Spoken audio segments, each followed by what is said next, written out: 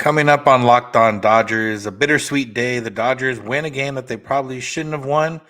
The reason they shouldn't have won is because Dustin May came out of the game after just one inning and is going on the injured list. So we'll talk about Dustin May, what it means for him, what it means for the Dodgers, what it means for their pitching staff, and everything that is a part of it. And then we'll talk about the big win and how the Dodgers were able to tread water for a few innings and then got a big hit from somebody that's been struggling. Now, that's what's on tap, so make sure to keep it locked on Dodgers.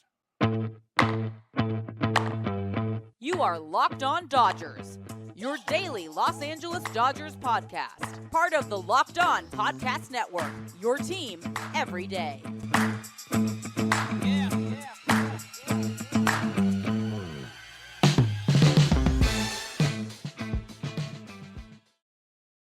Yo, Dodger fans. Welcome to Locked On Dodgers. We are part of the Locked On Podcast Network, the #1 local sports daily podcast network. Locked On, your team every day.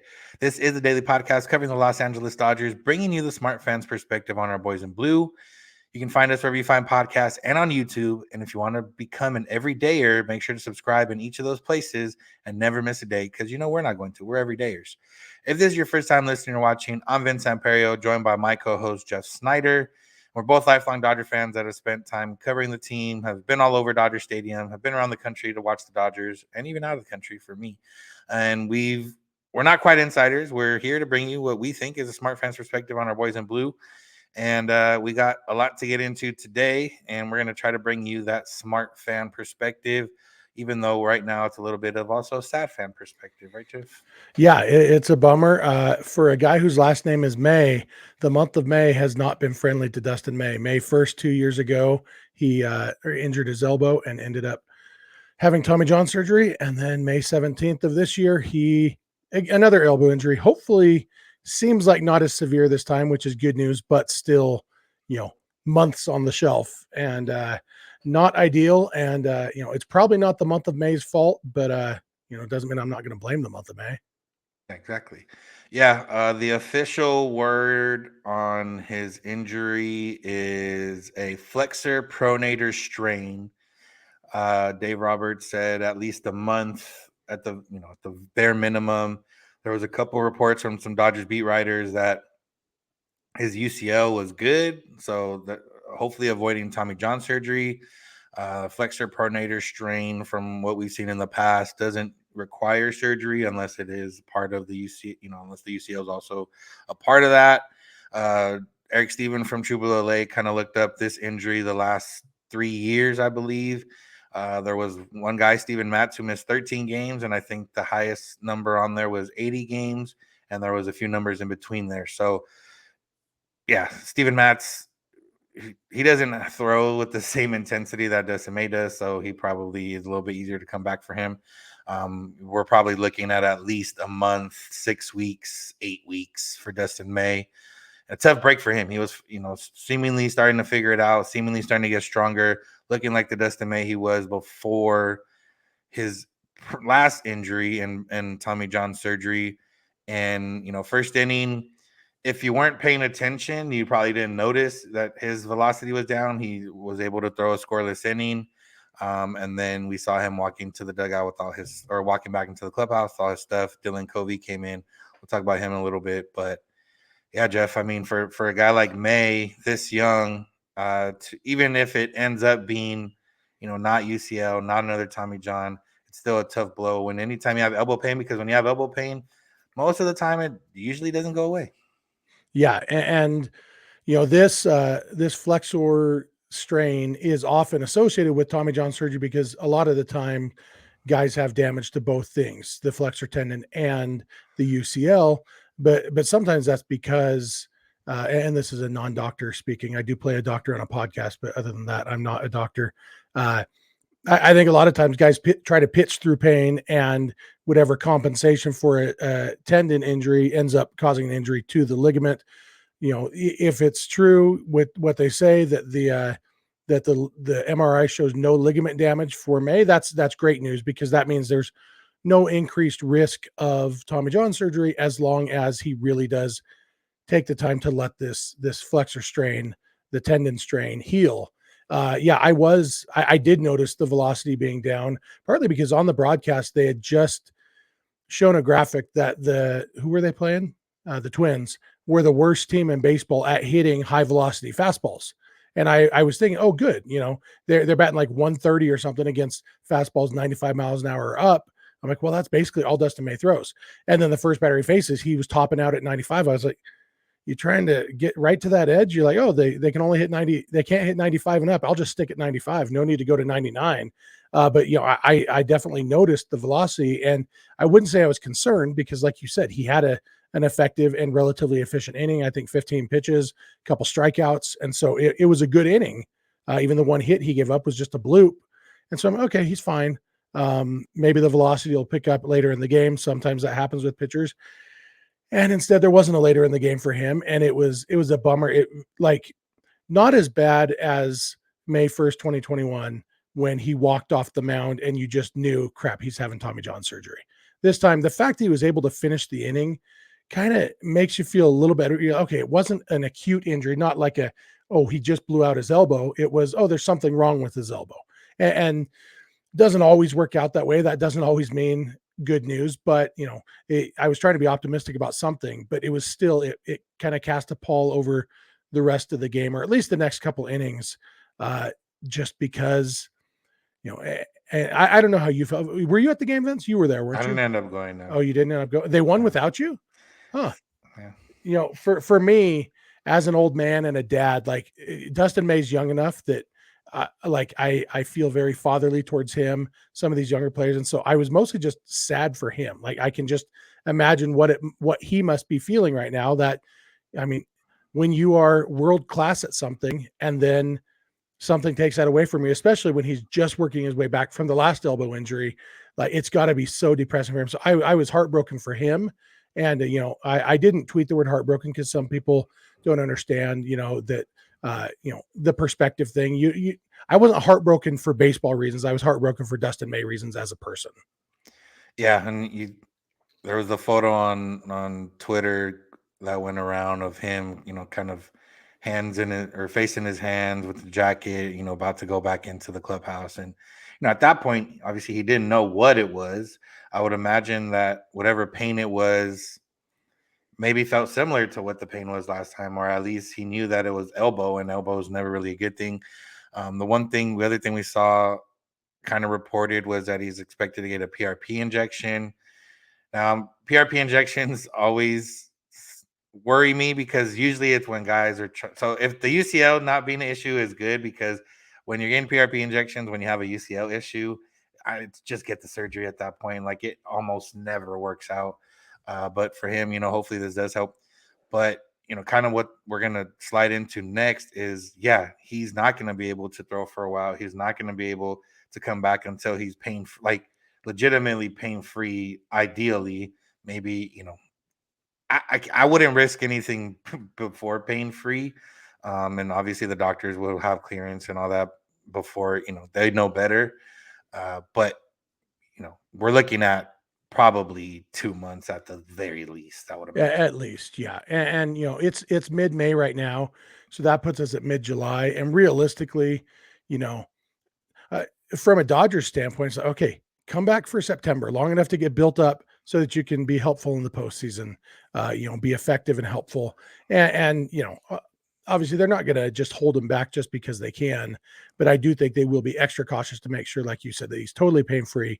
The doctor of Google, just a little bit more about PRP, platelet-rich plasma injections. It's a generic term. We think about it in terms of pitchers' elbows because that's where we hear the phrase most often. But it's just a generic injection. What Google's telling me from a website called Bon Secours, so the platelet-rich plasma injection is an orthopedic therapy that uses a patient's platelets to accelerate the healing of damaged joints, ligaments, tendons, or muscles. Your plasma contains proteins that help your blood clot as well as support cell growth. So it's really any sort of injury like this, whether it's an elbow or a knee or anything, a PRP injection can help. And so, hopefully the fact that he's using this for a tendon injury and not a ligament injury and not a ligament tear is a good thing. Yeah. So obviously there's a lot of fallout from this and what the Dodgers are going to do, especially considering that Noah Syndergaard's also been dealing with some, and the Dodgers really had to tax their bullpen. So that's what's next on the docket. But first, let's talk about Birddogs. Because today's episode is brought to you by Birddogs. And Birddogs sent us, they got shorts, they got pants. I'm not a pants guy. I only wear pants maybe, a handful of times a year if I have to go to church or a wedding or something like that. But shorts are great. And these shorts are very, very comfortable. I'm a guy, I'm a bigger guy. So obviously I don't like wearing restrictive clothing. And the comfort of these Birddog shorts are just great. The stretchy fabric, stretches with your body when you need. And if you're still trying to be active, you're still able to do that. If I need to bust some squats or do something like that, I can still do that. I can move around because it got some nice little stretchy fabric with it. And you can wear, I'm a guy, obviously I wear shorts. I'm wearing it all the time. I'm wearing it to Dodger games. I'm wearing it out in my regular day. I'm wearing it to a brewery on the weekend. I'm wearing it to dinner, unless it's like a fancy dinner. So these shorts are versatile. They can get you, you can get in wherever you need to get in, and no one's going to question you like, oh, what are you wearing? Like, nah, these shorts are legit. They fit great, comfort, everything is there. So I don't need to tell you more. You just need to go check it out. So go to birddogs.com/lockedonmlb. And if you enter the promo code LOCKEDONMLB, they'll throw in a free custom Birddogs Yeti style tumbler with every order. Tumblers are great for drinking cold beverages or hot beverages. If you're a guy that wears shorts a lot like me, you're probably drinking cold beverages all the time anyway. So go right now, birddogs.com/lockedonmlb, promo code LOCKEDONMLB. Go get you some comfy shorts. All right. We're back. Thanks for making Locked On Dodgers your first listen of the day every day. Remember to become an everydayer by listening every Monday through Friday, or at least as close as possible as you can, or have the intention of listening with every day. If you also want to listen to Dodger games or Locked On Dodgers, get Sirius XM or the XXM app. Search Dodgers for every home broadcast of any game, or search Locked On Dodgers to have another way to listen to us. And now we get back into real quick before we talk about what the fallout is. And I guess we can start with one name, Dylan Covey. He came in. We knew he was going to pitch today. We didn't think it was going to be in the second inning. We didn't think it was going to have to be for more than 2 innings. I don't think. He came in, did admirably, pitched 4 innings, gave up a couple runs, seemingly lost lost it there in the last inning. Victor Gonzalez came in and helped him out, getting out of a bases loaded, nobody out jam. But now, Jeff, we're looking forward. Noah Syndergaard's still somewhat of a question mark. He's expected to make his next start, Dave Roberts said, but who knows? Now, Dustin May is out. The easy, seemingly slot right now is Gavin Stone in for Dustin May, at least for his next start, because Gavin Stone started the day before and would be able to go on regular rest or even an extra day of rest. But with Pepio out till at least the end of the month, with Michael Grove barely going to start a rehab assignment, where are the Dodgers looking? Are we looking outside help? Are we looking inside help? Are we looking for just anything at this point?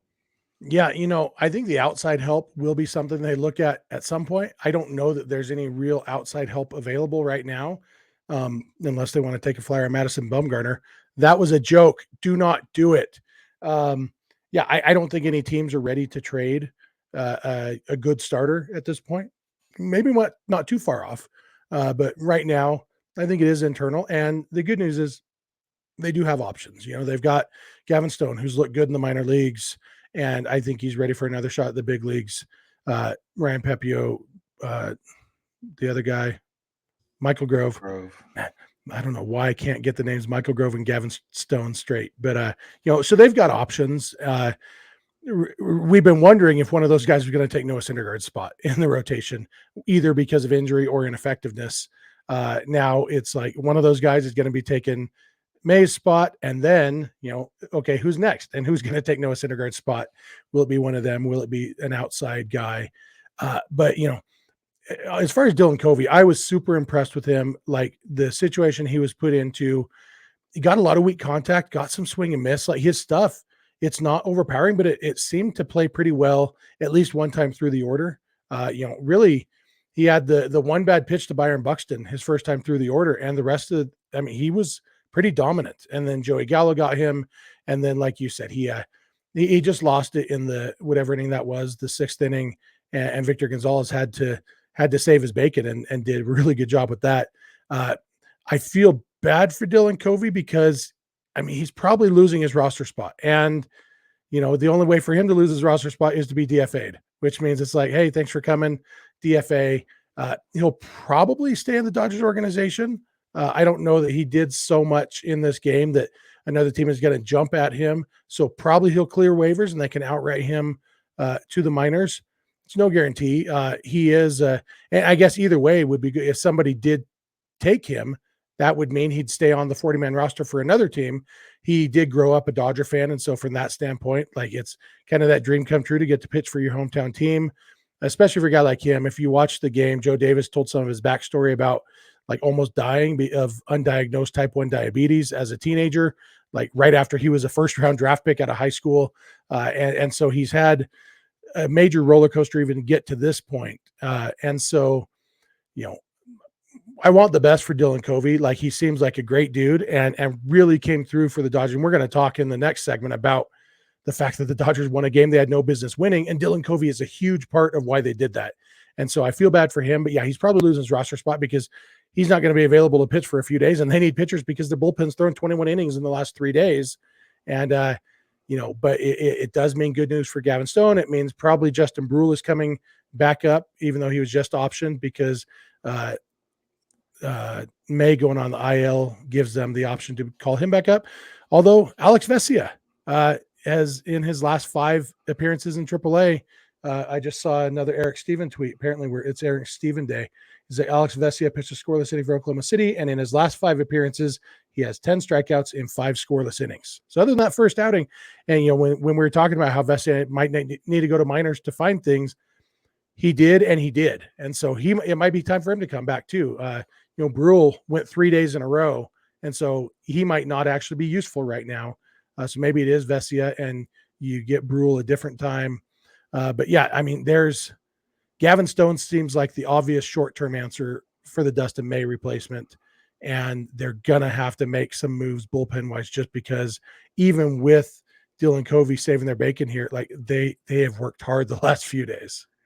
Yeah, if they hadn't taxed the bullpen so much the last few days, and it wasn't a stretch of a bunch of games with no days off, honestly, could see Covey staying on the roster and making a start, potentially a spot start.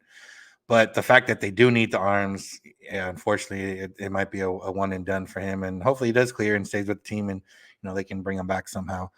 But the other part, I want to say somebody tweeted that Brule was already that Robert said Brule will be back already. I doubt he even got on the plane. If they want to clear 2 spots with May going on the IL and then Covey getting DFA'd, then boom, right there you got Brule and maybe Vesia coming back, or Andre Jackson, depending what they want. But yeah, it's the other part is this puts a big onus on the rest of the rotation. Like Tony Gonsolin, you can't have ineffective, starts anymore, basically. Realistically, Julio's been, even when he's not good, he still pitches deep in the game. So there's not a huge concern there. But, Noah Syndergaard, now there's a big onus on him to, either be healthy and be able to pitch, into a 5th inning at the very least, or the Dodgers need to make a decision. You know what? He's hurting us more than helping us right now. We can get another arm up for the weekend if he's not going to make his next start, and we can, get back to it. So there's different things there. The other part of this, Bobby Miller had some struggles early on in him. I got to see him in El Paso, and he struggled that day, but also his defense didn't help him out. He had his best outing yesterday, went 6 innings, a handful of strikeouts. So he's probably not on the radar right now, but he's on the radar in a month or so if, Syndergaard's not doing it, or Stone keeps struggling, Stone ends up struggling, or, hopefully not, but another injury comes up. Yeah, it's pretty wild what's been going on. This week, it's been the perfect storm of crap for the Dodgers pitching wise, between 3 straight games where their pitchers didn't go deep enough and a stretch where there's no days off. Usually you'll have 1 or 2 guys each time through the rotation struggle, and you kind of stagger those so the bullpen can get some rest, and there's a day off in there. And the fact that this has happened right now when they're in a stretch with no days off it's remarkably bad luck, and the fact that they have still continue to win games is pretty awesome. Yeah, that's a perfect segue into what we're going to talk about next of how they won this game. First, let's talk about Sorare. Our new sponsor, Sorare, is a revolutionary fantasy baseball game and marketplace that transforms fans into owners with officially licensed digital cards featuring players from all 30 MLB teams. Unlike other fantasy baseball platforms, you are truly owning your experience when you're playing Sorare. You collect, you buy, you sell, you compete with player cards against global opponents to win big rewards. Win or lose, you still own your cards, and there's no cost to play. Plus, the more you win, the more you advance, the more cards, the more increasingly powerful cards you collect. You get next level competitions for bigger rewards. You get other rewards. So what can you win? There's a lot of different things. There's scarcity cards for the actual game. There's game tickets for an actual game, merchandise, signed jerseys, VIP experiences like meeting MLB stars.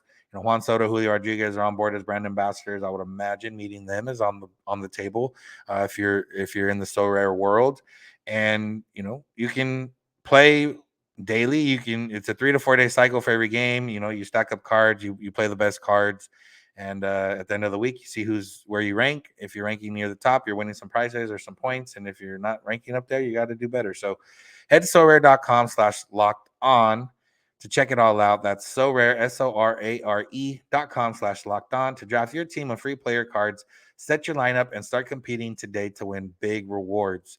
Again, that's sorare.com/locked on to start playing today. Thank you for making Locked On Dodgers your first listen of the day every day. Become an everydayer, listen every day, and you're part of an exclusive club of the everydayers. And remember, you can listen wherever you get podcasts on YouTube and on the XXM app. If you search Locked On Dodgers, which is also where you can listen to the Dodgers take on the Cardinals tonight in St. Louis. You just got to search Dodgers, find the home broadcast, and you get it right there for you if you can't watch the game. So go check that out. And now, Jeff, we talk about the game. You know, it was marred by the Dustin May injury and thoughts of what was wrong with him. But at the end of the day, the Dodgers won another series. They won 15 of their last 18. And this is probably on this stretch run right here, the most improbable of the wins, even though they've had some ones where they kind of, you know, stole. Even Monday, they kind of, you know, stole a win on that night. If the Twins believe they outplayed them, they did get a little bit hosed by some bad calls by the umpires. But this Wednesday game, probably, you know, if you look at everything, Dustin May came out after one inning. They're starting a guy that pitched in China the last couple of years. They, you know, were facing Sonny Gray, who's one of the best pitchers in baseball so far this season. And at the end of the day, the Dodgers came out with a 7-3 victory. Yeah, it was. There's a lot to love about this game. If you can get past the Dustin May news, getting to Sonny Gray, they didn't score a ton off him, but they got him out after 4 innings because he threw way too many pitches. They scored a couple runs. They ended up having basically the same line that Kershaw had the day before. Two runs allowed in 4 innings, and not giving his team the depth that they needed. And so that was huge. Getting to Gray, obviously James Outman getting a couple hits. That infield single seemed to, you put the ball in play when you have that speed, good things can happen. And then obviously the big grand slam was huge. Victor Gonzalez's 6th inning was one of the best things we've seen in a while, just coming in and really, when you have bases loaded, no outs against you, you just concede. Okay, they're going to score at least 1 run. Let's try to strike out one of the next 2 guys. You understand, one of the guys is going to hit a sac fly or something. Don't give up any hits. Get a strikeout or a pop-up to one of these guys and try to limit the damage to 1. And after you strike out the first guy, then you start maybe dreaming about, well, maybe I could get out of this. But you never really, once you get the 2 outs, then you're like, oh, now I really can. And even then, it's like, it's so easy to let up. It's so hard to get 3 straight non-productive outs against a big league team, especially with bases loaded, because there's so much more stress on the pitcher. And so that outing by Victor Gonzalez was one of the best things we've seen this year, I think. And so much good in this game. Yeah, and the continued success of Victor Gonzalez, obviously that was a big spot, but he's just continued to do basically what he did in 2020. And when Jeff was supposed to eat a shoe because we didn't expect him to do that.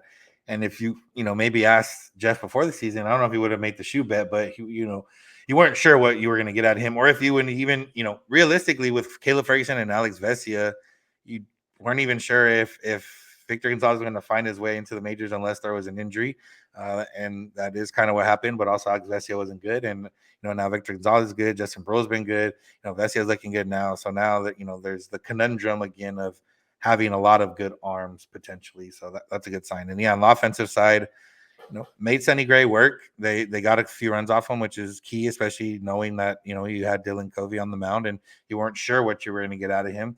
You knew that you needed some length out of him, but you weren't sure how effective that length was going to be. He ended up being effective enough. And then late in the game, the Dodgers had already put runners on base a few times earlier in the game. Miguel Vargas actually came up to the plate earlier in the game with bases loaded, 2 outs. Didn't end up coming through. Ended up coming through later in the game with trying the walk, right? Yeah, drew a walk. And then, the big hit from Outman on a pitch that was not at his shoulders or above. It was a pitch that was a mistake. And, you talked about on yesterday's episode and Eric Harris talked about on the broadcast of when you're struggling like that, you're looking for anything, stomach down, belt down, and just even if it's thrown for a strike, leave it alone when it's above whatever point you make, and punish mistakes. And for James Outman, that's what he's gonna have to focus on. Hopefully, this gets him going in the right direction. He set that single. He could breathe after that little infield single. Baseball is confidence. Baseball is mistakes and making mistakes and crushing mistakes. And Outman was able to do 2 of those 3 things, and it'll look good. Yeah, that phrase that Eric Karros said, make sure you punish the mistakes. That's what James Outman has to do. And, during this slump, we've seen him take pitches that he could have hit where he's not quite, whether it was a confidence thing or whatever. And so that was the beautiful thing here, that he did attack and punish that mistake. And the crazy thing is, I mean, if he hits that thing just slightly less good, it's a fly out to center. I mean, the ball cleared the wall by 4 feet. It's not like it was a blast. It was, it was awesome. It was a grand slam, but it didn't have to go over the wall, and yet it still would have been a productive thing. Like, I'm thinking about Trace Thompson, who hasn't have a hit in a month now, but he did hit the ball 108 miles an hour, and Carlos Correa made a great play to stop it. Will that help Trace Thompson's confidence that, I can still hit the ball? Like, and it's interesting. I don't know how every episode ends up turning into a Trace Thompson episode, but he's sat against lefties and he started against a righty in this game. It seems like, I guess with David Peralta not necessarily beating down the doors to say I have to play against every righty, maybe they are just going to play Trace. Trace and Peralta, since Outman's playing every day anyway, Trace and Peralta are part of a platoon now to play against righties. And, maybe that's what it takes to get Trace going. Maybe he can actually earn a roster spot, actually deserve the spot that he has if they play him against righties. And, everybody's going to say, well, how come everybody except the Dodgers knows he can only hit righties? Obviously the Dodgers know it, but it's like the way the roster is constructed, it didn't make sense. And now maybe it does. And, or maybe it's just a last chance for Trace. Like, okay, well, you can't hit lefties. We've proven that. Let's see if you can at least hit righties. And if not, this is giving him enough rope to hang himself with, I guess. But yeah, it looked good to see Trace hit the ball hard, even though he didn't get any results from it. And maybe we'll see more of that. They are facing, I think, 3 righties in this Cardinals series.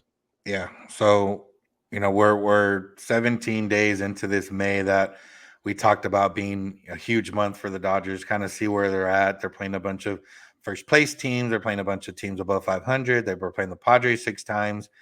And, they've only lost 3 games so far this month. And that's, obviously a great start. They're playing the Cardinals this weekend, who they swept a week and a half ago or however long ago. Although the Cardinals are 8-2 in their last 10. So they're playing better baseball. Arenado's started to heat up. He's hit a bunch of home runs the last week or so. So now this big stretch right here where they're away from home. They're playing the Cardinals, who have, like I said, 8-2 in the last 10. They're playing the Braves, who are one of the best teams in baseball. And then they're playing the Rays, who are literally the best team in baseball so far this season. So it's a big stretch here. Obviously, losing May is tough on that. If Gavin Stone does throw, he's going to have to start against the Braves in his first one. And that's a tough in Atlanta against that Braves lineup. But again, the Dodgers at the very least have built up themselves enough in the start part of May to where, they can tread water a little bit here this next 10, 11 days and, still be still be happy about the month of May. Yeah, if they can even split these 10 games, that's a great month of May, very, very productive. And, hopefully, I mean, yeah, the Cardinals are playing better. Dodgers still a better team than them. So, hopefully they can win 3 out of 4 here. And, I'll get greedy and ask for a sweep. And, just go in. And that's what I've loved these last several series. It's just like, okay, let's win the series. And once you win the series, let's go ahead and sweep when we can. But win every series and you're going to be just fine. And I think the Dodgers realistically could win each of these 3 series. I think, obviously it's 3 good teams, but the Dodgers are a good team too. And with everything coming together, as long as they, really as long as Austin Barnes doesn't play too much so that Will Smith is in the lineup every day, I think that's a big key. Yeah. All right, Jeff, you got anything else before we head out? Just one thing. Did you see how the Padres lost on Wednesday?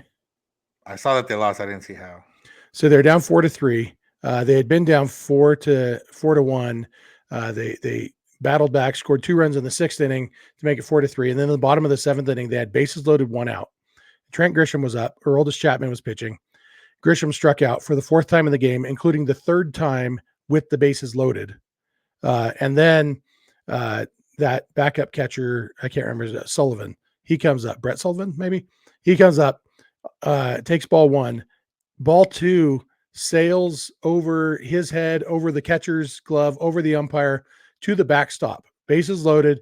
Padres down by 1, pitch to the backstop, and the ball bounces right back to Salvi Perez, and he tags out Juan Soto by 10 feet, trying to score on a wild pitch. So the Padres can't even score on a wild pitch from third base. That's how things are going for them right now. Then they just went out with a whimper the last 2 innings. It was, it was so funny. They're struggling a lot, and it was just one of those things that, we've all seen our favorite team struggle and feel like everything's going wrong. And that was a perfect, if I was a Padres fan, I would be like, well, of course the ball bounced right back to Perez. Of course we can't even score on a wild pitch. It was, it made me laugh as a Dodger fan. Yeah. Diamondbacks won last night, so they kept pace. Padres lost. They're now 20-24. So, we'll see how this next stretch goes for the Dodgers and for the Diamondbacks and everyone else. So the Padres are half a game behind the Giants now. Oh, yeah. So they're Rockies are looking up, salivating. Yep. All right, that's going to do it for today's episode. Thank you all for listening. Thank you for making Locked On Dodgers your first listen of the day. Make sure to become an everydayer by listening every day, by subscribing wherever you get podcasts and on YouTube. Tell your friends, tell your family, let them be everydayers. You guys can all be everydayers together and enjoy that. You can find us on social media, Twitter and Instagram at Locked On Dodgers. Jeff is on Twitter at Snider. I'm at Vincent's91. The DMs are open on all those accounts. If you have a question or a comment or even a concern, you can also get a hold of us via email, lockedondodgers@gmail.com, or via voicemail text at 323-863-5625. We're here every weekday morning, and we hope you'll be with us. When you get in your car, if you're at home, take your smart device, play podcast, Locked On Dodgers. And remember, you don't have to agree. You just have to listen. Have a good one. We'll talk to you tomorrow.